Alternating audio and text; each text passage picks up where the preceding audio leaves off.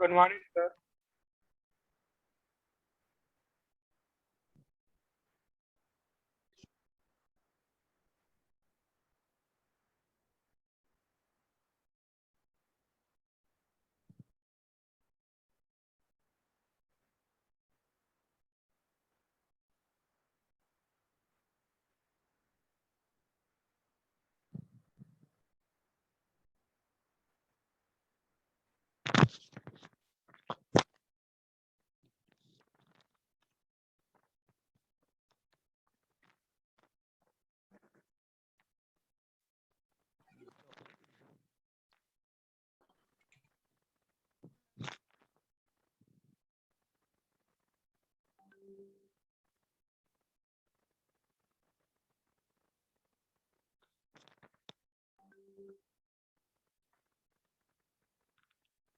अगर आवाज आता होगा तो हम क्लास शुरू कर रहे हैं।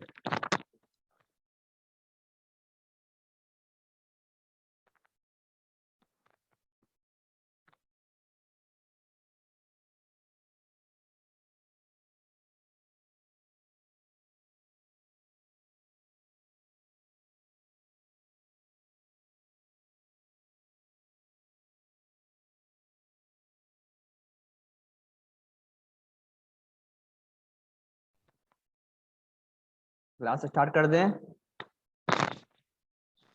Yes sir. सबके पास कैलकुलेटर है? Yes sir. चलो ठीक है।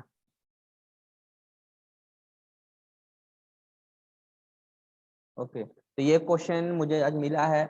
ये स्क्रू जैक पे क्वेश्चन है। सबके पास हैंडबुक है, हैंडबुक खोल लोगे। हम स्टेप बताएंगे कैसे कैसे करना इसमें है। ओके, तो सबसे पहला काम क्या करना है तुम लोग को है कि उठाएंगे ब्लैक पेन, और ब्लैक पेन के मदद से जितना भी डाटा इसमें है उसको एक जगह हम इकट्ठा कर सकते हैं। कर देंगे तो बेहतर होगा, ताकि क्वेश्चन को बार बार पढ़ने की जरूरत नहीं है। तो इसलिए सारे डाटा को हम एक बार लिख देंगे। तो मैं लिख रहा हूं गिवन डाटा।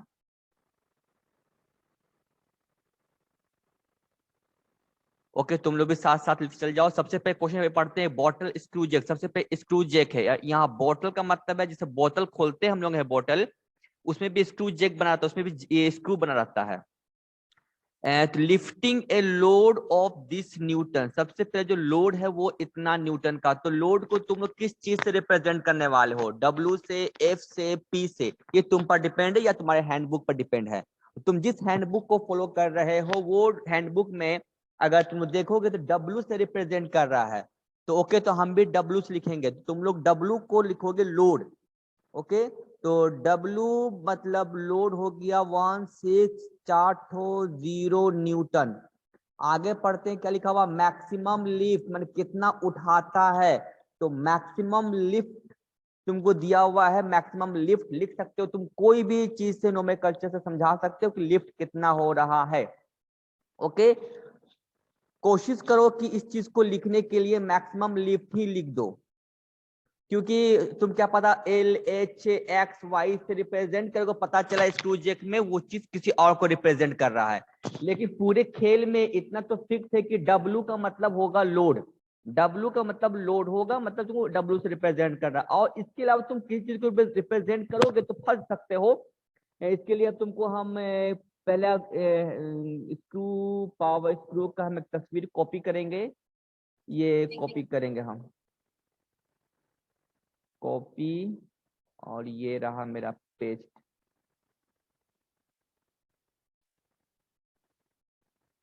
ये रहा मेरा पेस्ट, तो हम यहाँ पेस्ट कर दिए।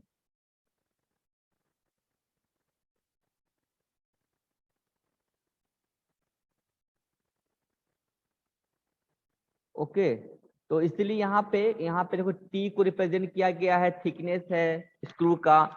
ओके, तो इसलिए हमें मैक्सिमम लिफ्ट ही लिख दे रहे हैं। तो मैक्सिमम लिफ्ट कितना दिया हुआ है क्वेश्चंस को, क्वेश्चन हम यहाँ पे मेरे पास भी है, तो क्वेश्चन यहाँ पे लिस्ट दिया हुआ है 350 mm। यूनिट को ठीक से लिखते हुए कैलकुलेशन तुम लोग को करना है।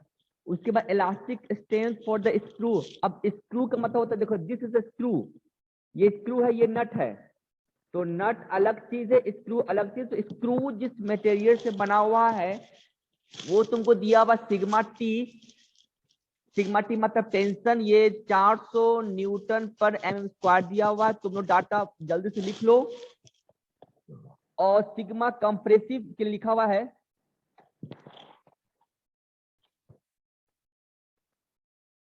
और कंप्रेसिव के लिए लिखा हुआ है सिग्मा। देखो अब कोई लिखेगा सर हम सिग्मा सी लिख दे, हाँ लिख सकते हो, लेकिन जब क्रशिंग वाला काम आएगा जहां पे क्रशिंग स्ट्रेस होगा तो वहां पे भी तुम सी से रिप्रेजेंट करोगे तो वहां फंस जाओगे। तो ये तुम पर निर्भर करता है कि तुम टेंसाइल को, कंप्रेशन को और शियर को और क्रशिंग को किस चीज से तुम रिप्रेजेंट करोगे, किस चीज से तुम समझाओगे। तो ये हम नहीं बता सकते हैं। ओके, तो अगर मैं तुम्हारी जगह पे होता तो यहाँ पे डाउट हमको होता, क्योंकि क्रशिंग को हम यूज करते हैं, क्योंकि क्रशिंग का यूज हो सकता है, तो यहाँ पे सिंपल लिख देते कि यहाँ पे सिग्मा टी सी कर देते, मतलब टेंसाइल कंप्रेसिव के हिसाब से चलेगा ये तुमको। तो ये नोमेनक्लेचर तुम पर है, कुछ भी यहाँ पे अपना हिसाब से कर सकते, सिर्फ समझाना है कि ये चीज का मतलब क्या है। ज्यादा डाउट हो रहा है सीधे इंग्लिश में लिख दो, कंप्रेशन स्ट्रेस लिख सकते हो, टेंसाइल स्ट्रेस लिख सकते हो, इसमें कोई तुम्हारा समस्या की बात नहीं है, तुमको फुल मार्क्स मिलेगा इस पे। उसके बाद आगे डाटा क्या है, नहीं नहीं नहीं नहीं, हाँ इंटेंशन एंड कंप्रेशन क्वेश्चन को हम फिर से पढ़ रहे हैं। यहाँ 400 न्यूटन पर स्क्वायर इंटेंशन और कंप्रेशन, मतलब टेंशन और कंप्रेशन दोनों को दिया हुआ है। अरे यार स्क्रीन क्या हो जाता है, मैं बार बार स्क्रीन गायब हो जाता है, इसे थोड़ा सा हम बीच में हम आवाज कम कर। तो इसका वैल्यू भी दिया हुआ है 400 न्यूटन पर एम स्क्वायर। उसके बाद दिया हुआ टाउ, टाउ मतलब शियर, वो तुमको दिया हुआ 150 Newton per M M square. उसके बाद तुमको देखो अब आया है क्वेश्चन नट का। नट जो है वो तुमको बना हुआ है फॉस्फोरस ब्रॉन्ज का, जिसका तुमको स्ट्रेंथ दिया हुआ है शियर, टेंशन, कंप्रेशन और शियर, तीनों का अलग अलग दिया हुआ। तो ये हो गया डाटा फॉर स्क्रू, ठीक है। अब जो है डाटा फॉर नट, नट के लिए क्या क्या दिया हुआ सब कुछ। तो टी यहाँ पे हम एन कर दे रहे हैं, N for nut, okay N for nut. तो ये तुमको दे दिया 120, और तुमको फिर दिया हुआ है क्या चीज की C N, compression for N कर दे रहे हैं,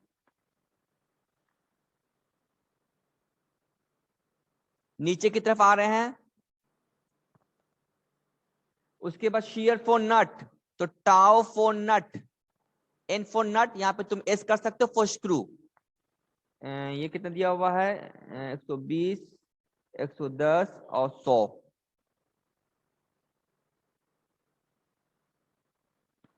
क्वेश्चन सही लिख रहे हैं कि नहीं लिख रहे हैं हम, हैं ओके।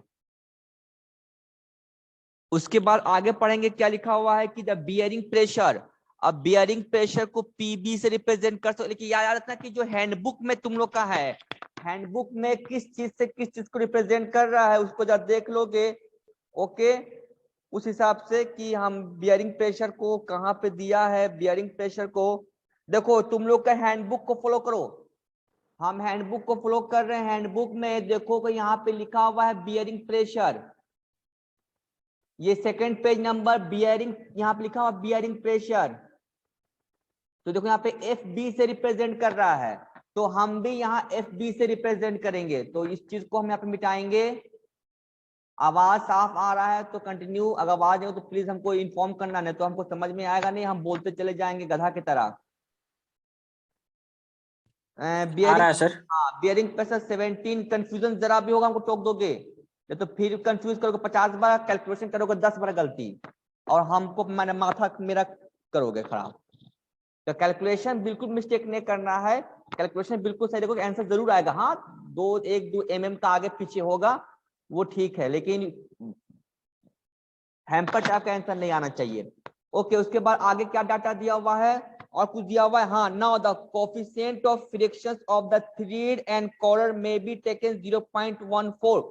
तो कोएफिशिएंट ऑफ फ्रिक्शन को म्यू से लगभग, ये तो लगता है इंटरनेशनल इसका सैंबल है, कॉफिशिएंट के लिए वो 0.14 से रिप्रेजेंट किया जा रहा। कॉफिशिएंट फ्रैक्शन जहां जहां फ्रैक्शन लगेगा वो 0.14 ले लोगे। उसके बाद तुमको दिया हुआ crushing, safe crushing stress for the material of the body. यहाँ बॉडी की बात हो रहा। बॉडी का मतलब हो गया कि जो हमारा पूरा स्ट्रक्चर होगा उसका पूरा बॉडी है, बॉडी का क्रशिंग होगा वो तुमको दिया हुआ 0. कितने दिया हुआ है 100 न्यूटन पर एम स्क्वायर दिया हुआ। क्वेश्चन में लगता है आधा ही हमको भेजा है। ये जो लिखा हुआ यहाँ पे है द सेफ क्रशिंग स्ट्रेस, यहाँ पे आगे छूट दिया है, उसका आंसर होगा वैल्यू होगा 100 newton per m square. Okay, तो क्रशिंग स्ट्रेस को वर्ड में लिख दो, crushing stress equal to 100 newton per m square. अब हम शुरुआत करते हैं। पहला स्टेप क्या करोगे, अब तेरा हैंडबुक को तुम लोग देखोगे। अब हैंडबुक तो मेरे पास है, पहला पेज कौन सा है बता सकते हो? उसमें पहला पेज तुम लोग का हैंडबुक में कौन सा, ये वाला पहला पेज है कि ये है? हमको इन्फॉर्म करो कि पहला पेज ये है कि पहला पेज ये है। फर्स्ट वाला सर। ये पहला पेज है तुम लोग का हैंडबुक के अनुसार? Yes sir. ओके ओके, चलो ठीक है। तब पहला तुम लोग के पास यहाँ पे मौजूद है। तो हम क्या करेंगे, सबसे पहला तुम्हारे हैंडबुक में देखोगे कि यहाँ पे लिखा हुआ है, हम पढ़ रहे हैं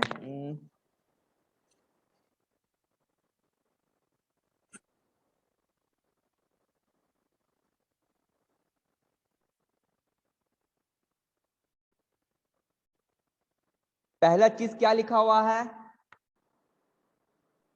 work required to raise the load. बस पहला काम तुम लोग को भी यही करना है। Yes sir. करो, पहला तुम लोग लिखो टॉट। पहला काम क्या है, टॉट।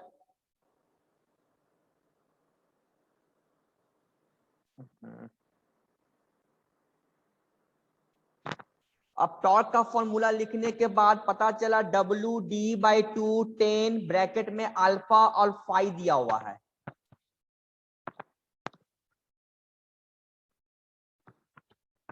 अल्फा एंड फाई दिया हुआ है।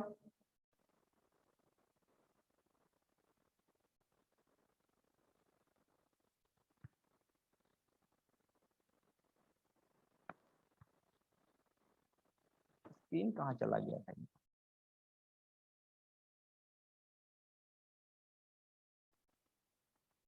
तो हम पहला फॉर्मूला जो पुट करने जा रहे हैं, टॉर्क, पहला स्टेप फर्स्ट नंबर मतलब कि कैलकुलेशंस।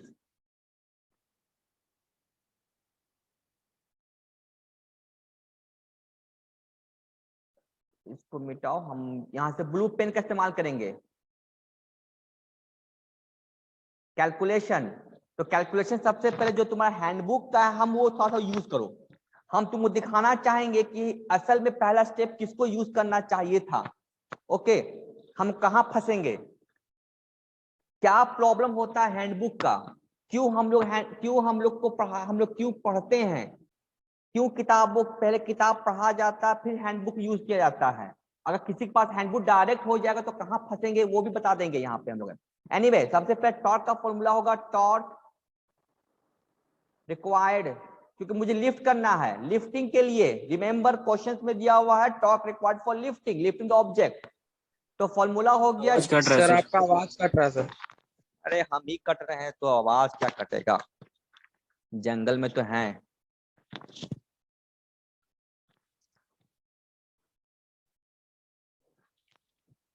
पूरे 3-4 महीने में क्लास कभी भी अच्छा नहीं हुआ। कभी आवाज कट रहा है मेरा, कभी लाइट नहीं है, कभी क्या नहीं है। ओवरऑल तो नुकसान तुम ही लोग का हुआ है।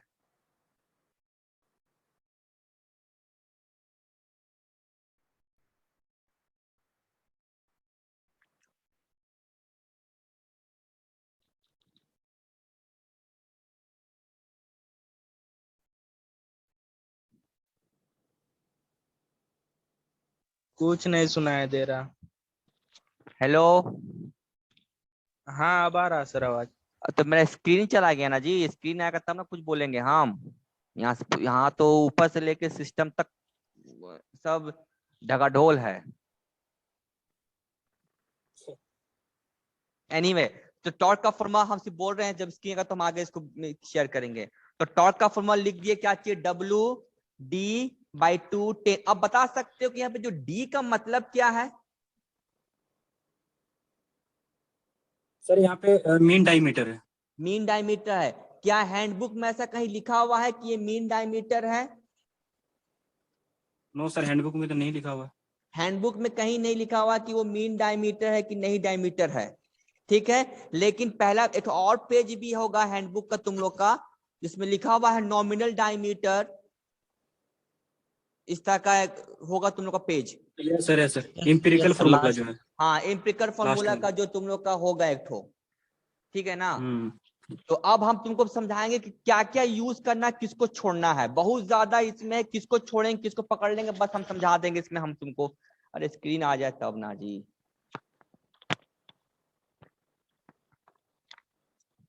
सर स्क्रू जैक और टोगल जैक और बोटल जैक अलग होता है? बोटल जैक अलग होता है क्या सर? कुछ नहीं, बोतल जैक देखो हम लोग एक गाड़ी उठाने में यूज करते हैं स्क्रू जैक।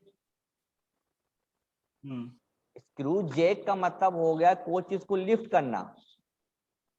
Yes sir. अब बोतल जैक जो होता है, इसका वर्ड देखो, बोतल। बोतल का मतलब ये हो कि बोतल का जो थ्रेड बना, तुम कहीं बोतल खोलोगे पेप्सी को कोला का तो उसका थ्रेड बना रहता है, वो भी थ्रेड का यूज कर सकते हैं लिफ्टिंग में। आवाज नहीं आ रहा है सर।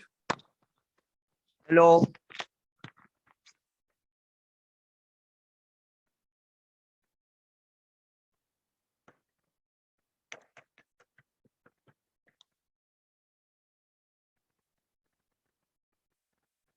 तुम लोग कॉलेज कब आओगे जी?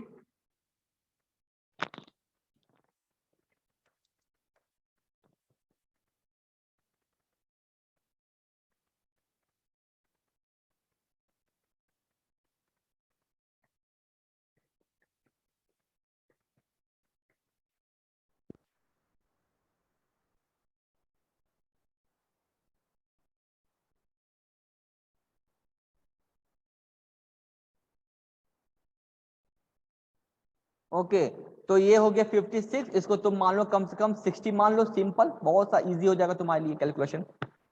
ओके, यहाँ तो कोई doubt? Core diameter calculated, nominal calculated. Nominal किसको बोलते हैं हम लोग हैं? सब होल डायमीटर को बोलेंगे सर, होल डायमीटर जो को पूरा बाहर का जो रहता है।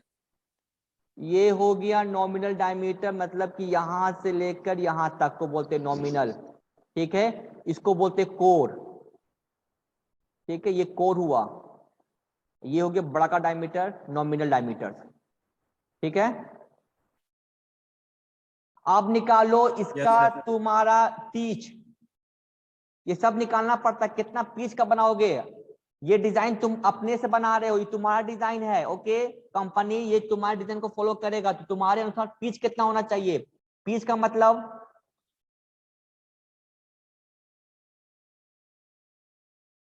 पीच का मतलब हो गया कि एक थ्रेड डिस्टेंस से होता है सर। दूसरे थ्रेड के बीच का डिस्टेंस कितना है।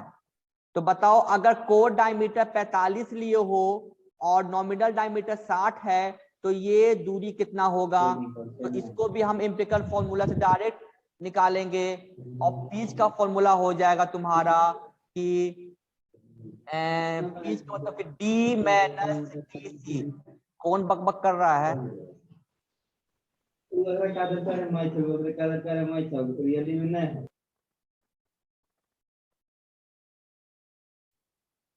ओके तो ये हो गया पीच का फॉर्मूला, डी में डी सी। डी कितना दिया हुआ है, 60, ये हो गया 45।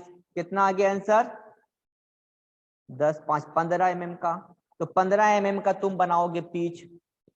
तो तुमको देखने से लग रहा कितना मोटा ये तुम्हारा स्क्रू बनने वाला है, और लोड पे तो लेगा 16,000। तुमको तुमको क्या करे, कितना जो लोड है उतना लोड लेने के लिए वैसा फिर भी बनेगा। तो 15 15 mm का पीच बनने वाला है तुम्हारा, तो बहुत हैवी थोड़ा सा स्क्रू बनने वाला है। नौ, ये तुम्हारा निकल गया। अब थिकनेस कितना निकलेगा? तो pitch calculated, core calculated, nominal calculated. फट फट काम करो, उसको थिकनेस निकालो। इसका फॉर्मूला किसी को पता है? नहीं पता है तो वो निकल जाता है कैसे कि जितना पिच होता है उसका हाफ निकलता है, पिच का हाफ। ये सब क्लास में पढ़ा चुके हैं और एम्पिरिकल फॉर्मूला भी। तो कितना हो गया? 15 का 2 कर दो, कितना गया? 7.5 mm। ठीक है ना? ये थिकनेस करना, अगर थिकनेस को तुम चेंज करोगे तो तुम्हारा पिच चेंज हो जाएगा। तो 7.5 का ही थिकनेस रखना होगा। ओके, क्योंकि ये पिच पर डिपेंड कर रहा है। जहां भी थिकनेस को चेंज करोगे तो ऑटोमेटिक पिच चेंज हो जाएगा तुम्हारा। तो पिच मेरा फिक्स है 15 mm का। थिकनेस पिच पे डिपेंड करता है, जैसा पिच वैसा थिकनेस। तो इतना तुम्हारा डायमेंशंस रेडी। ओके, अब आते हैं, निकालो mean diameter. D by D C बटा 2, कितना निकलेगा? 45 60 बटा 2, कितना आंसर आया? 45 60 भागा 2, ये निकल गया 52। 52.5। 52.5 से। तो ये मीन डायमीटर में कोई बदलाव होगा नहीं, ये एक तरह वर्चुअल है, असल तो नॉमिनल और कोर है। ये तो बीच का डायमीटर निकल गया। बीच का मतलब समझ में आ रहा है ना? फोटो में दिखा दें, क्लियर होगा। ये हो गया बीच का, ठीक है। ओके, चलो अगला काम क्या करेंगे हम लोग हैं। अब जरा ये बता दो, ये इस काम करने के बाद मीन डायमीटर भी कैलकुलेटर। अब बता दो कि सेल्फ लॉकिंग है, इतना काम करना होगा। सेल्फ लॉकिंग है कि नहीं है? स्क्रू जैक में सेल्फ लॉकिंग प्रॉपर्टीज होना चाहिए। जब तुम इतना बना रहे हो, क्या इस डायमेंशन के अनुसार ये सेल्फ लॉकिंग होगा कि नहीं होगा? सर वो तो डिपेंड करता है कि टॉर्क निकालने के बाद हेलिक्स एंगल और फ्रिक्शन एंगल पे डिपेंड तो करता तुमको तो एंगल निकालना होगा यही ना, तुम्हें तो अल्फा यही हमको। है। Yes sir. सेल्फ लॉकिंग होने का नियम क्या है? सेल्फ लॉकिंग होने कि फाई इज ऑलवेज ग्रेटर या at least equal to the helix angle. तो अल्फा क्या है मेरा? Yes sir. अल्फा क्या है? अल्फा हेलिक्स हेलिक्स एंगल है सर। Very good. और फाई क्या है? Coefficient of friction. यही है कि फ्रिक्शन सॉरी एंगल है। फ्रिक्शन एंगल है, फ्रिक्शन ये एंगल। कैसे निकलता है? ये निकलता है tan phi equal to mu.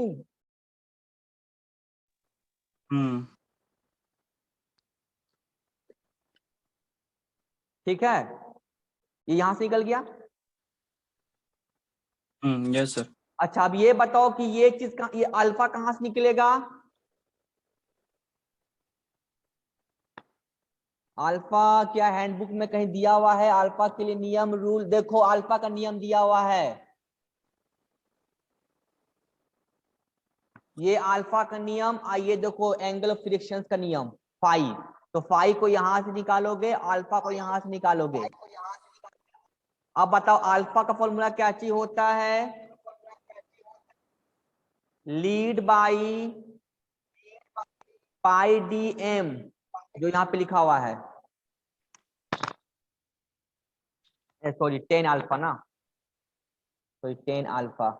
तो alpha equal to 10 inverse, lead को एल से रिप्रेजेंट किया, एंड पाई डीएम। तो कितना Yes, sir. निकलेगा मेरा इसका?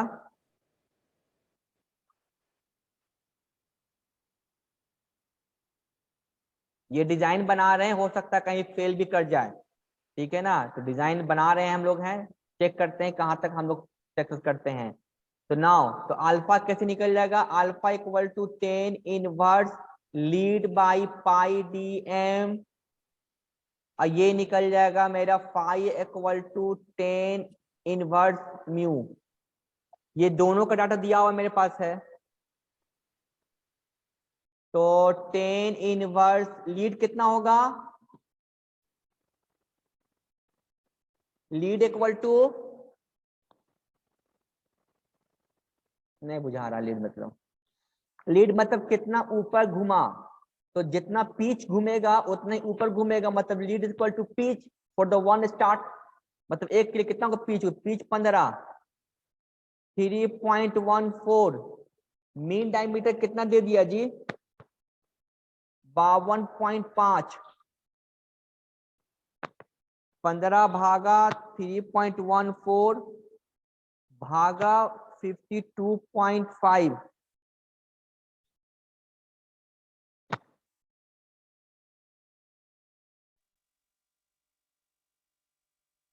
मेरा 5.1 आ रहा है। 5.1 आ रहा है, वेरी गुड। अब बताओ इसका आंसर कितना आएगा,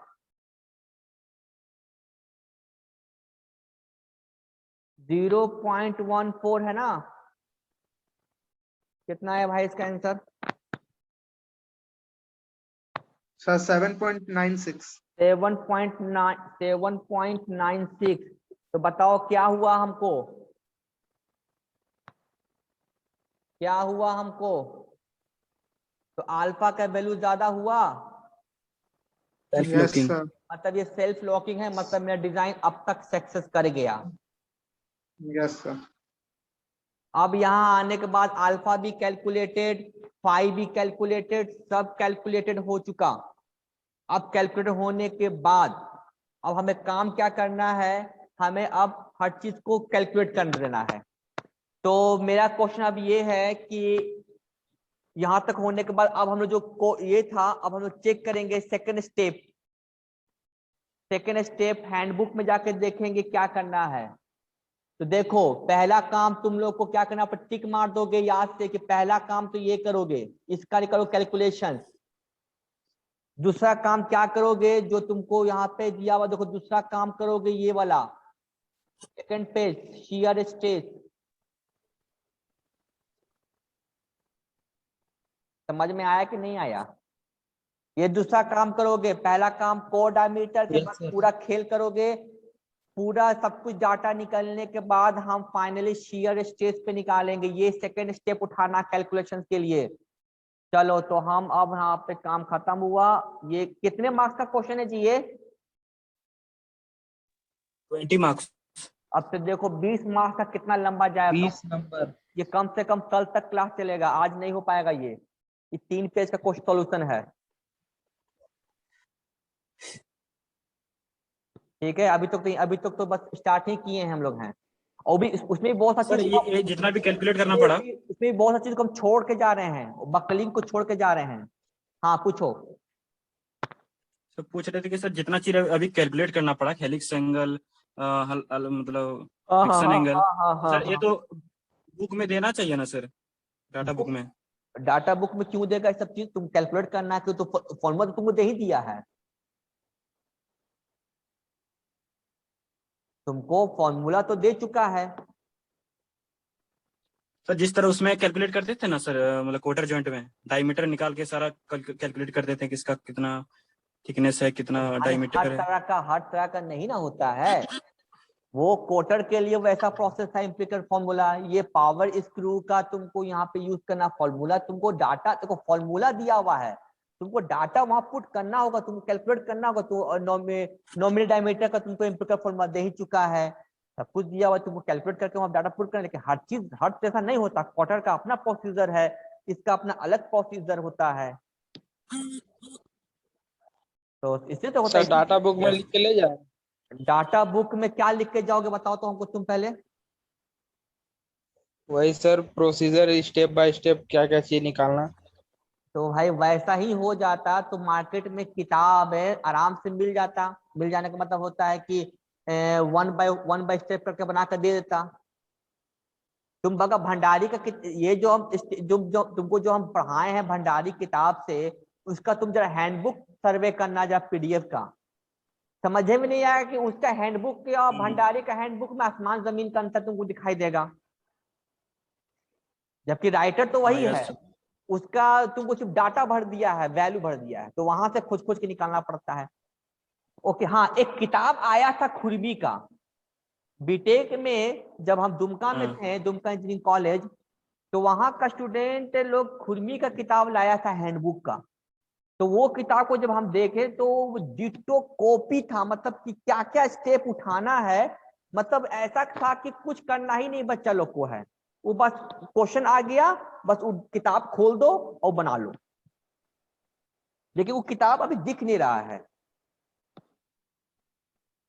उसको हटा दिया गया होगा सर बोर्ड से। अब मुझे नहीं पता इसके बारे में क्या क्या है, लेकिन वो किताब था खुरमी का। लेकिन हमको भी टाइम, अब हम सोचे थे कि एक पर्सनल हैंडबुक तुम लोग के लिए बनाया जाए, लेकिन टाइम ही नहीं मिलता है, तो क्या क्या जाए तुम हैंडबुक पर्सनल एक तो सिस्टमेटिक ढंग से बनाने की सोचे हुए थे, लेकिन कुछ टाइम नहीं, कुछ इधर उधर का काम में फंस जाता आदमी है, सब हो जाता है। एनीवे हैंडबुक का इसलिए तुम स्टेप बता दे रहे हैं, तुम लोग क्या क्या करोगे, इसलिए देखो मान लो कि हैंडबुक डिजाइन में 18 चैप्टर है, मान लो जितने चैप्टर है, तो हर चैप्टर बस एक एक न्यूमेरिकल सॉल्व करो, उसी को बना के रखो, बस क्या स्टेप उठाना है, 1 घंटा ये प्रैक्टिस कर लोगे तुम लोग को बन जाएगा। Yes sir. ठीक है, तो आसान नहीं है, देखो डिजाइन आसान नहीं होता है, इसमें सबसे ज्यादा कंपनी इसको रिक्रूट करता है, इस चीज को है, हम लोग अलग से पढ़ लेते हैं ये सब चीज। डिजाइन मार्केट में सबसे ज्यादा वैल्यूबल कोई चीज है, डिमांडेड है, वो मैकेनिकल सब्जेक्ट से वो डिजाइन है, क्योंकि अगर तुम्हारा डिजाइन बहुत स्ट्रांग होगा तो रोबोट, जो रोबोट बनाते हैं रोबोटिक्स, वो भी तुम्हारा डिजाइन के ही बेसिस पे, कि तुम कितना उसका डिजाइन दोगे, क्या करोगे, तो डिजाइन आसान चीज नहीं है। ओके, हम लोग उसको मजाक से पढ़ते हैं और भाई चलो ठीक है हो गया, आसान चीज नहीं है डिजाइन करना। इसलिए तो समझो कि तुमको हैंडबुक भी तुमको प्रोवाइड किया जाता है कि बच्चा हैंडबुक से बनाए, तो अगर इतना आसान होता तो हैंडबुक क्यों देता, टफ है तभी तो तुमको हैंडबुक दे रहा है कि बच्चों को हैंडबुक दे दीजिए, बना के देखेगा।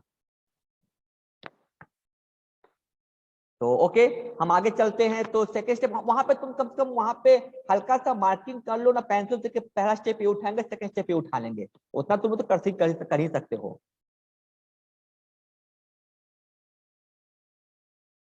और जहां सेंटर मिलेगा तुम लोग पता नहीं कहाँ सेंटर मिलेगा, वहां समझ में नहीं आया, कि आधा लोगों की हैंडबुक का पता चला कि तुमको बाहर निकाल दे कि हैंडबुक कहाँ से आ गया, तो वो परमिशन लेके जाना पड़ेगा, क्या नियम होगा। एनीवे आगे पढ़ते हैं। तो second step, shear stress equal to sigma 60t pi D C का पावर क्यू। ओके, अब देखो यहाँ पे क्या क्या दिया हुआ, क्या क्या नहीं दिया हुआ है। तो डीसी निकल गया 60t, टी कितना होगा मेरा,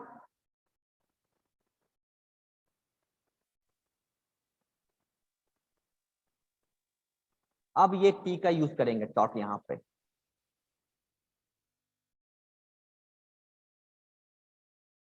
तो अगर यहाँ पे देखा जाए तब भी तो ये फॉर्मूला को ही यूज करेंगे पहले में, अगर हम लोग तब भी तो सब ये सब निकालने के लिए तो हमें यूज करना ही पड़ेगा, पाई अल्फा डीएम सब तो निकालने के लिए तो टॉर्क निकालना ही पड़ेगा। तो तुम अगर तुम उसको भी यूज करोगे फर्स्ट टाइम में, ये सबको निकालना पड़ेगा। तो बताओ टॉर्क कितना निकला मेरा, निकाल रहे सर। टाइम भी हो जाता है जी। डीएम नॉमिनल डायमीटर कितना निकला था मेरा, mean diameter 47 plus mean diameter निकला था 52.5। चलो 52.5 डिवाइड बाय 2, इसका एंगल कितना निकला एक का 7.96, और एक को कितना निकला 5.1।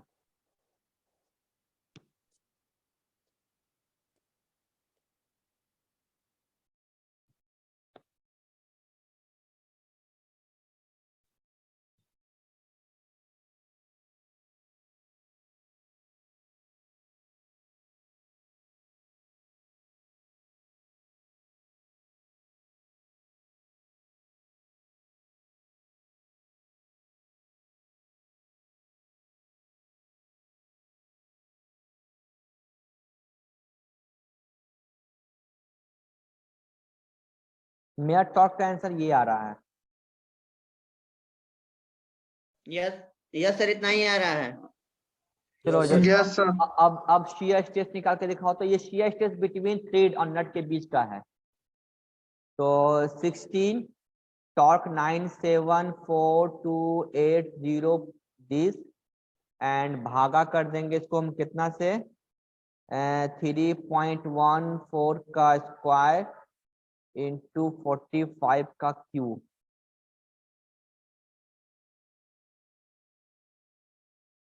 देखो तो कितना है करके, sir 54.45। 54.45 4.45 unit Newton per m square. तो कंपनी कितना दिया है, कंपनी का क्या दिया वैल्यू,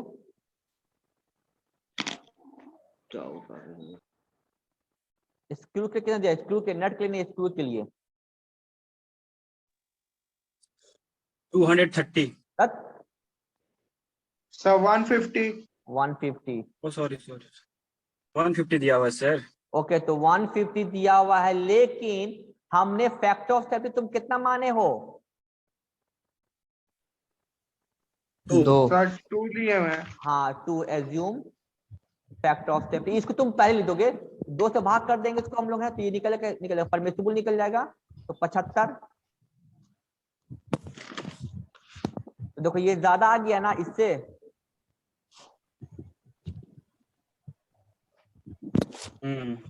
मतलब मेरा डिजाइन क्या है, सेफ है।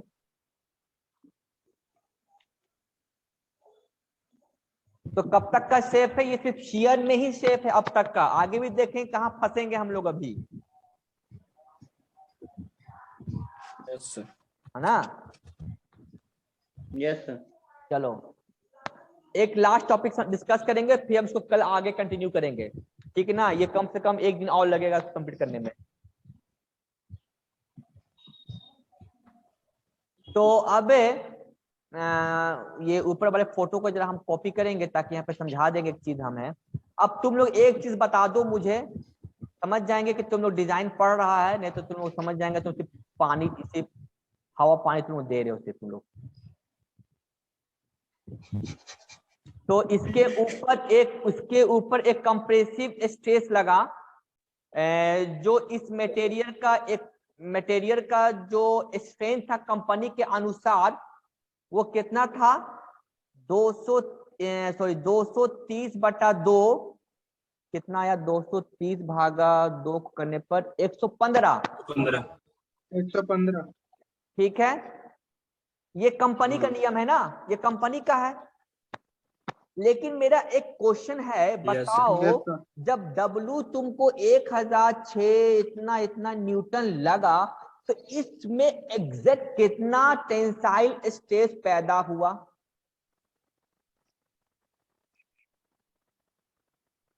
हमने क्या बोला, कुछ समझ में आया, नहीं आया।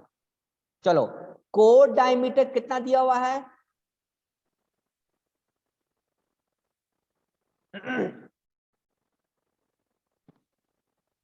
45 mm। 45 सर। ओके 45 ये yes. 45 mm को कैलकुलेट करने के लिए हमने क्या किए थे कि हम sigma T equal to 4 W π/d/c/2, इसके मदद से यहाँ पे क्या पुट किए थे, 230 का हाफ मतलब 115 पुट किए थे।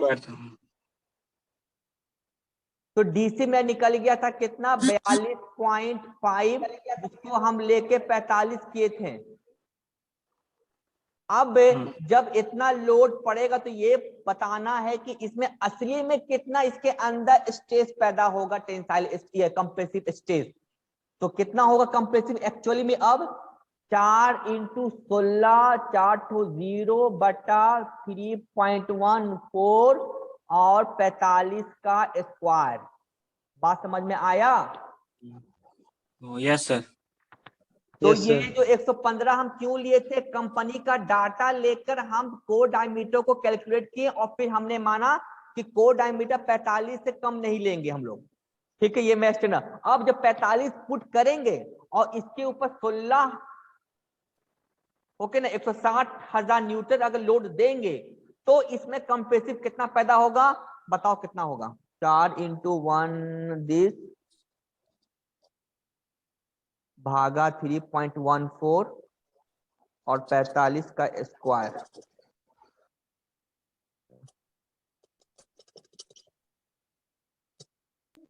100 आ रहा है सर। 100 एग्जैक्ट 100 आ रहा है। 100.65 100.65 ये है जो मटेरियल के अंदर पैदा होगा, कंप्रेसिव।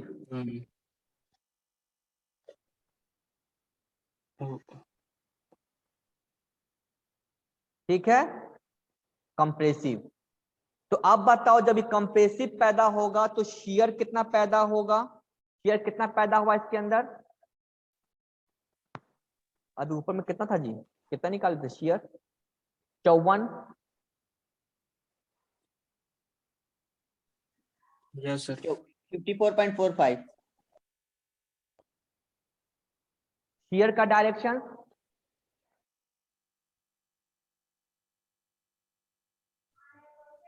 हाँ, शियर का डायरेक्शन?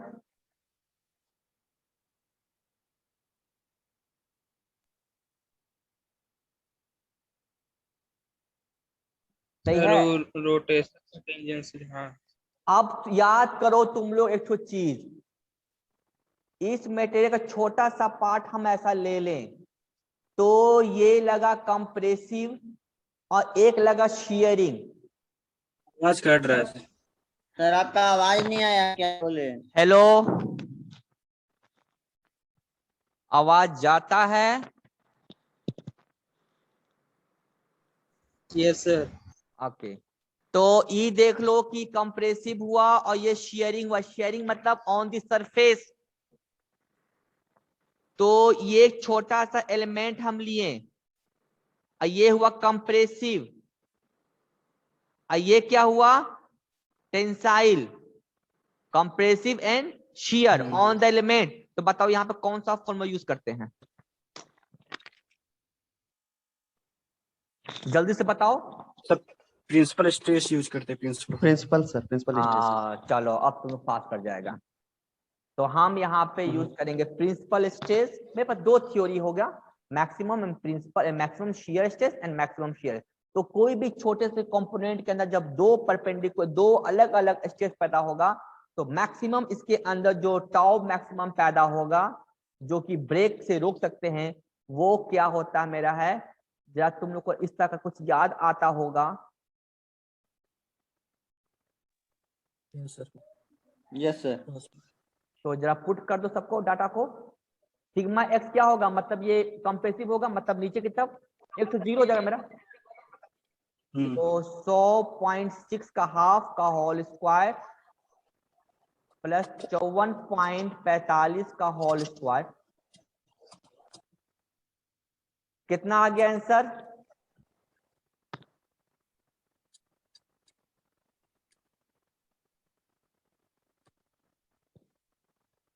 आंसर वन नहीं बताओगे?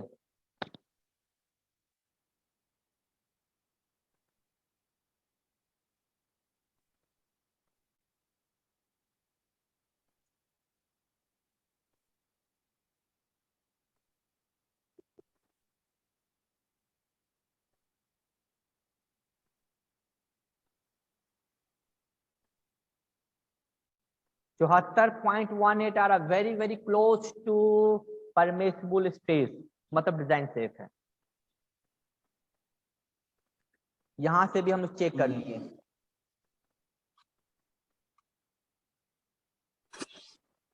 यस सर, इतना ही आ रहा है। ओके, आज क्लास हम ये पे स्टॉप कर रहे हैं। हमको स्क्रीनशॉट भेजोगे, कल क्लास अगला कल ही क्लास लेंगे। कल हम कोई टाइम एडजस्ट करके इसको हम आगे पढ़ाएंगे, या Yes, नहीं तो हम नोट्स बोलोगे तो नहीं, नोट्स नहीं, हम इसको कंप्लीट करके ही हम अगला चीज डिस्कस करेंगे, ताकि समझ में आना चाहिए क्या क्या यूज कर रहे हैं। कुछ पूछना तो पूछ सकते हो, नहीं तो हम क्लास ऑफ कर रहे हैं।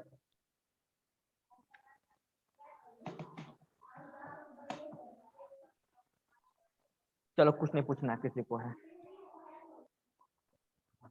ओके, हम क्लास ऑफ कर रहे हैं। Thank you sir. Thank you.